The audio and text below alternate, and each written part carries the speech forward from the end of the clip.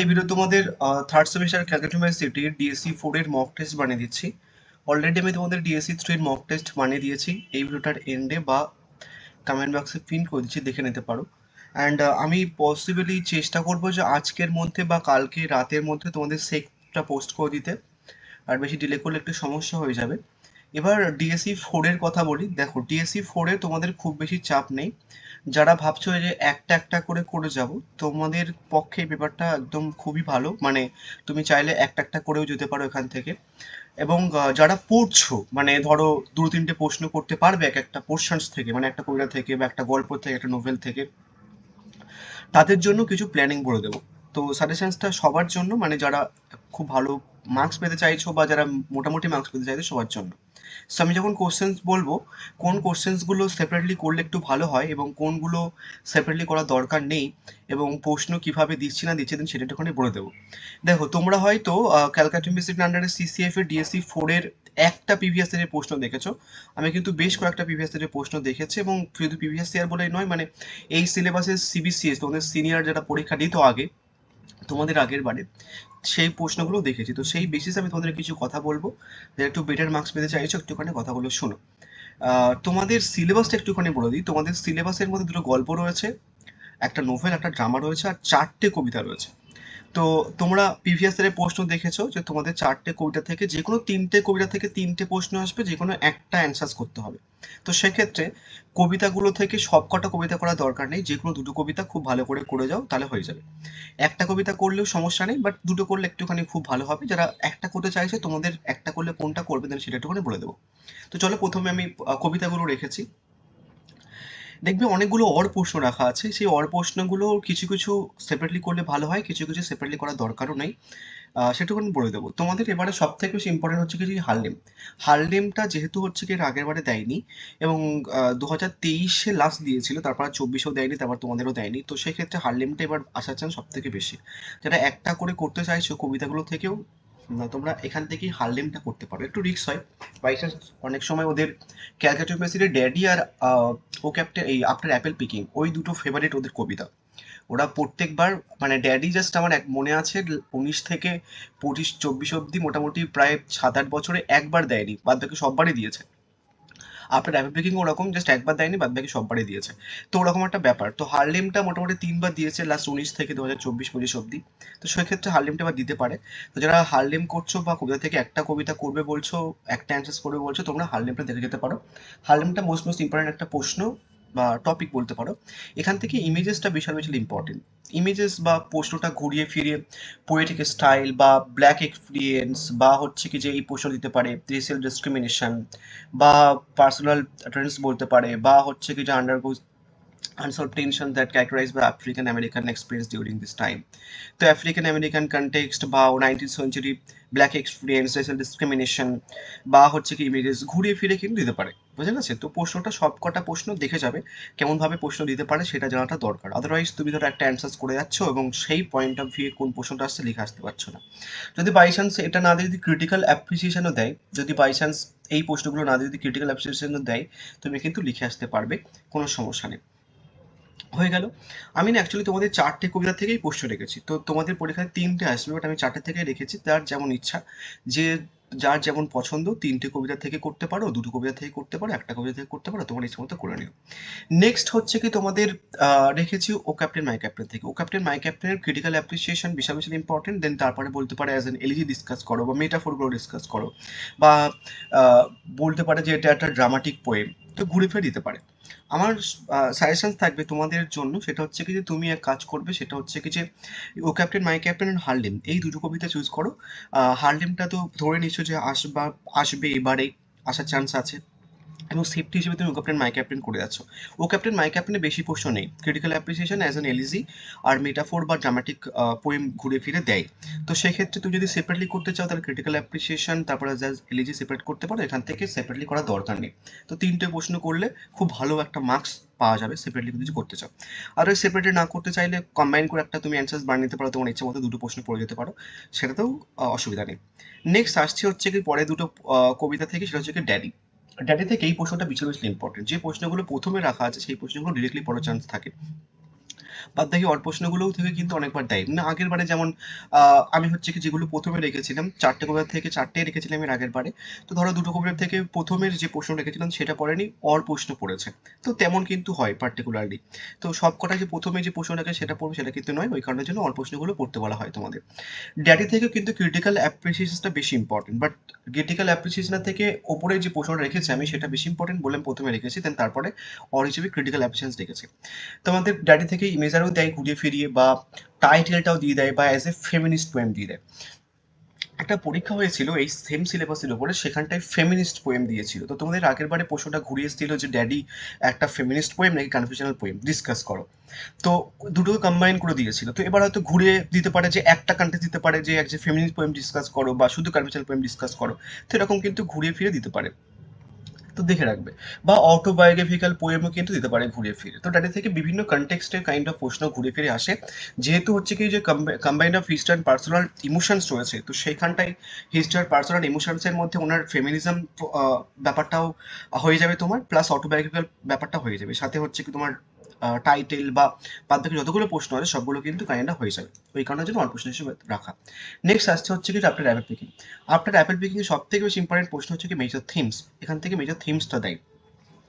এবং তারপরে ঘুরিয়ে দিলে হচ্ছে কি টাইটেল দিতে পারে, বা মান্থলি লেভেল অফ এক্সপেন্স দিতে পারে, বা অ্যাজ এ প্যাস্টোরাল লিরিক দিতে পারে ঘুরিয়ে ফিরিয়ে, বা dramatic lyric that primarily concern with the mysterious race of sleep and death ঘুরে ফিরে দিতে পারে।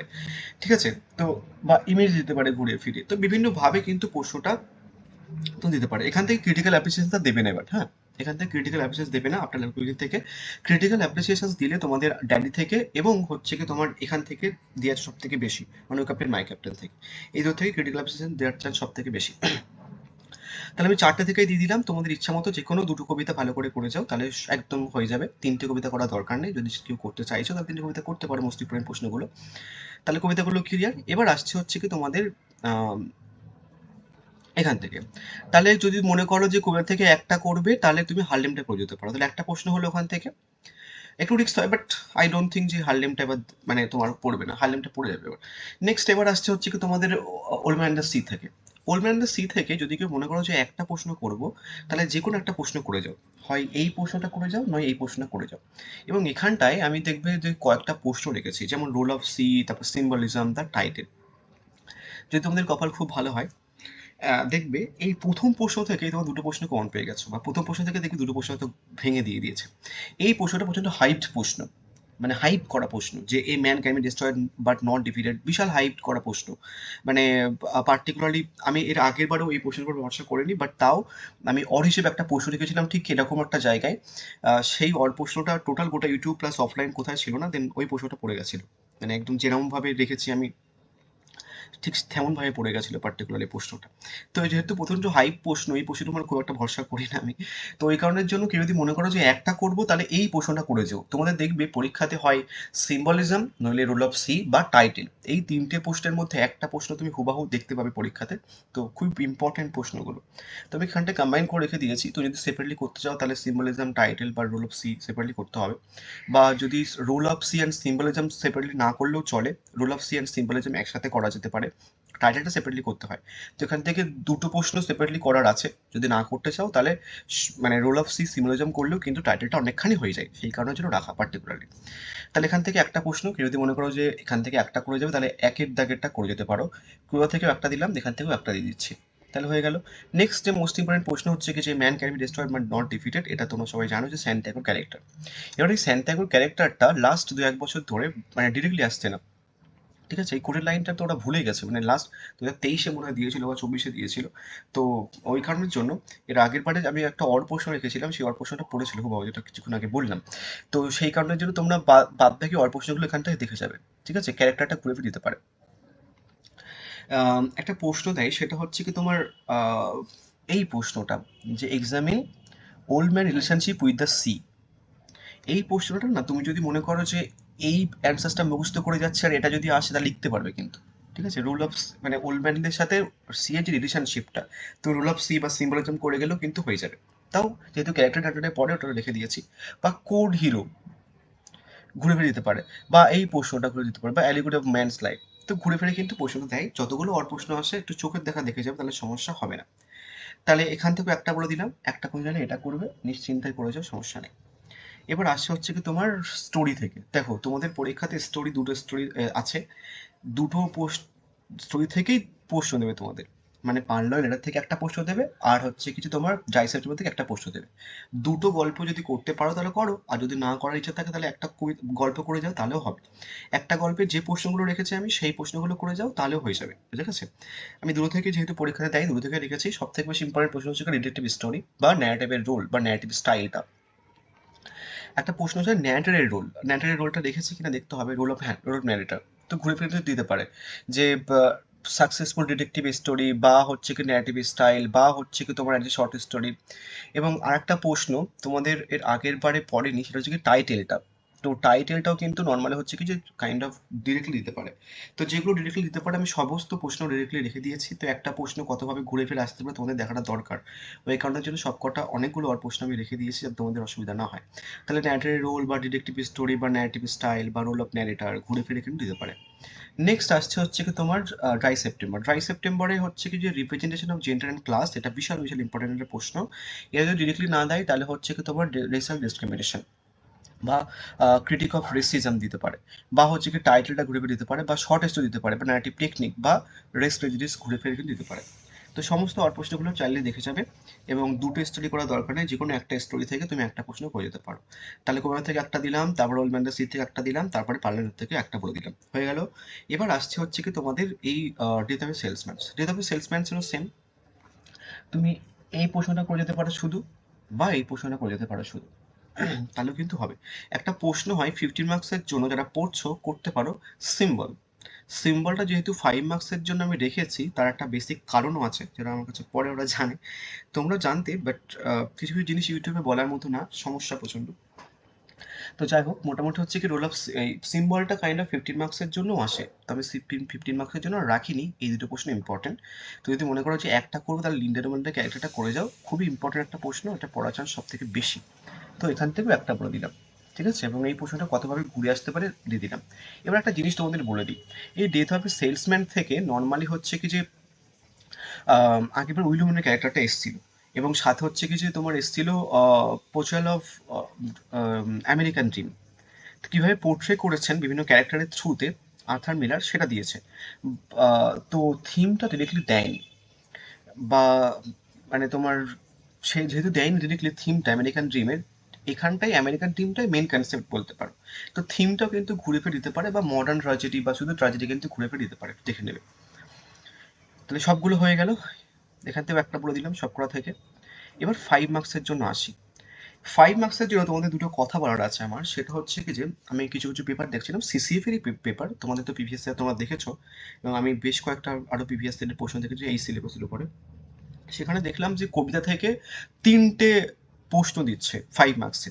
তোমাদের লিখতে হয় কিন্তু 3টে প্রশ্ন, তো কবিতা থেকেই 3টে প্রশ্ন দিয়ে দিচ্ছে। তো ওই কারণের জন্য এক দাগে আমি কবিতা থেকে যতগুলো 5 মার্কসের প্রশ্ন ইম্পর্টেন্ট সেগুলো রেখে দিয়েছি। ক্যালকাটা হিস্ট্রিতে আগে 1 মার্কসের প্রশ্ন আসতো ইংলিশ অনার্সে, এখন তোমাদের 5 মার্কসের প্রশ্ন এসছে।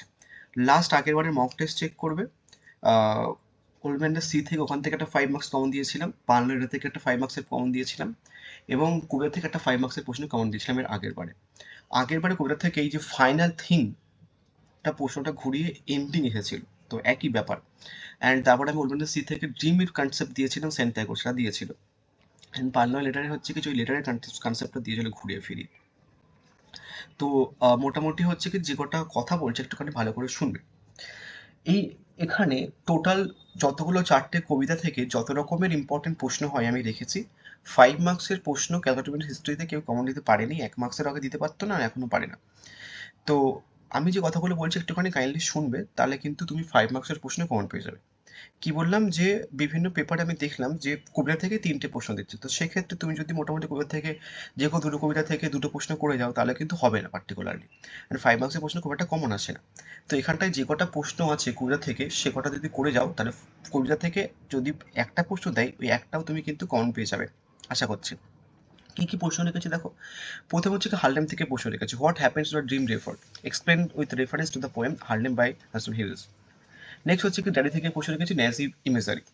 নেক্সট হচ্ছে ক্যাপ্টেন মাই ক্যাপ্টেন থেকে একটা প্রশ্ন রেখেছি, সেটা হচ্ছে কিছু why is Lincoln described as captain in Whitman's O captain my captain. এই তিনটে প্রশ্ন বিশাল বিশাল ইম্পর্টেন্ট একটা প্রশ্ন।